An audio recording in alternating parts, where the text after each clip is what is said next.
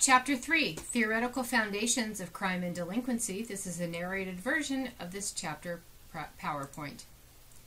Introduction. Two schools of criminological thought. The classical school employs the idea of free will to explain criminal behavior, while the positivist school considers the causes of crime and delinquency to be an external to the offender, uses scientific techniques to study crime. A third way of thinking about crime and deviance can be the spiritual explanations, which are explanations for crime and deviance that stem from religious belief. What good is theory and what is good theory? Theory, a set of interconnected statements or propositions that explain how two or more events or factors are related to one another. Hypothesis is an untested idea that is set forth to explain a given fact or phenomena. Akers and Sellers say some criteria must be addressed when evaluating theories, and that includes logistical consistency, scope, parsimony, testability, empirical validity, usefulness and policy implications, and ideology. Spiritual explanations tend to be favored by many: reasons for punishment, symbolically quelling evil, and lex talionis, which is the law of retribution. Christian ideas of justice and morality inspired English and American legal systems. Religious influences the way that Americans think about crime and deviance.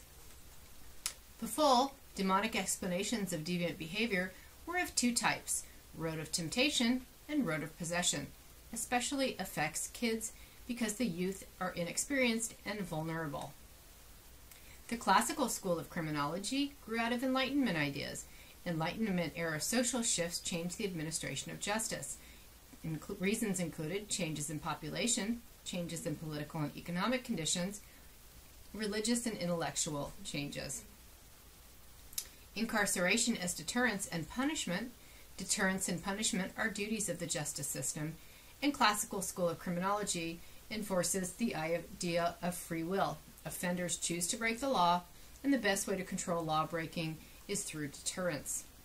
Influences on the modern criminal justice and juvenile justice systems include theories on deterrence, emphasis on punishment and incarceration, and prohibitions on torture. The classical school of criminology early influencers: Cesare Beccaria, concerned with establishing rational, humane social control. Essay on Crimes of Punishment in 1764 discussed influence philosophers and early criminologists. 18th century French judges found the philosophy too harsh for juveniles. Summary of the 9 principles of Beccaria include: society has an interest in administering rational punishment. The legislator determines law and punishment. The judge determines guilt. Hedonistic calculus is presumed. Rationally calculated punishment is the best form of social control. Deterrence is the basis for social control, and control the unlawful acts of individuals rather than the individual. Jeremy Bentham was concerned with the way individuals weighed pleasure and pain when deciding whether to commit deviant acts. Deterrence theory, a major part of the way that society should respond to crime. Bentham and Beccaria: certainty of punishment is more influential in controlling crime than the severity of punishment. What is deterrence? How do children and adolescents perceive deterrence? Deterrence is problematic for kids who are more focused on the short term than the long term. Research suggests kids don't imagine the distant future like adults do. Most adults don't break the law due to fears of being caught and punished. How do researchers attempt to measure the deterrent effects of laws? One method is examine the effects of capital punishment on homicide rates. In order for deterrence theory to work, offenders must believe they'll, number 1, get caught with certainty, get caught swiftly, and be punished drastically. Potential offenders' perceptions are important. Akers and Sellers suggest certainty of punishment is the most powerful aspect of deterrence theory. Deterrence and juveniles. Kids and rationality. Kids aren't as rational as adults. Kids' physically immature brains operate differently. This is problematic for deterrence theory's hedonistic calculus.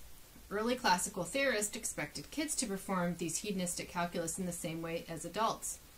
One study of deterrence effects of juvenile waiver laws found that kids were unaware of the laws, believed that knowing about the law might have deterred them, believed that being tried as an adult was unfair, believed that the consequences were worse than they had imagined, and did not think waiver laws would apply to them. Deterrence doesn't work if the target population, in this case youths, is unaware of the laws that are supposed to deter. Most adults are generally aware of the consequences of entering the criminal justice system. Juvenile penalties are geared towards saving the youth, so the youth might not perceive them as serious.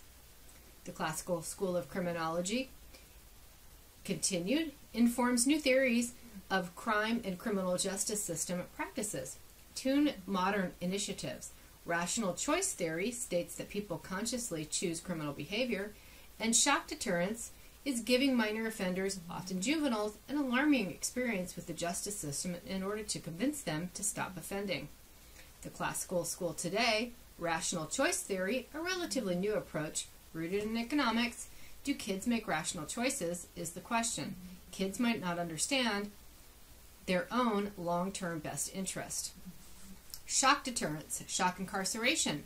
Offender receives long sentence but are released on probation after a short period of time. Scared straight programs ignore the reasons that people engage in deviant behavior. Boot camp prisons, which are military-style discipline camps, they address routine without positive aspects of military service, pride in accomplishment, and identity. Feely suggests boot camp prisons are good at developing drug dealers and gang members.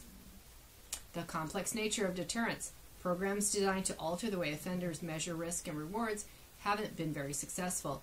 Two other facets of deterrence theory, certainly of getting caught and swiftness of punishment, are more difficult to produce than severity of punishment. The Positivist school of criminology. Positivists consider offenders' motivations, physical characteristics, social background, and moral development. Positive methods include statistical study of crime, efforts to rehabilitate offenders, initiation of social programs to prevent crime. Determinism influences some offending as opposed to free will. Natural science is basic of thought. Classical school uses philosophy. Eliminate crime by eliminating what appears to be causing it, including biology, diet, exercise, environment, medication, psychology, therapy and medication, environment, poverty, education, security, sanitation, and cultural ills. A brief history of the Positive school of criminology originated during a period of scientific accomplishment. Query and Quetelet applied mathematical analysis. Comte, founder of the positivist sociology, supported verification and replication of findings. Lombroso, founder of positivist criminology, searched for causes of crime from multiple factors. Positivist and Juveniles considers the same factors with both delinquents and adult offenders and includes employment, poverty, family, culture, and health. Focus more on kids' specific ages than ages of adults. Family life is a major focus, including the parents. Positivist studies consider in detail divorce rates, mixed families, single-parent homes, parental education, and religion. Considers neurological and physical differences between adults and children, and it's dependent on research, including human research, especially on kids, which is difficult. That ends this narrated version of this chapter PowerPoint.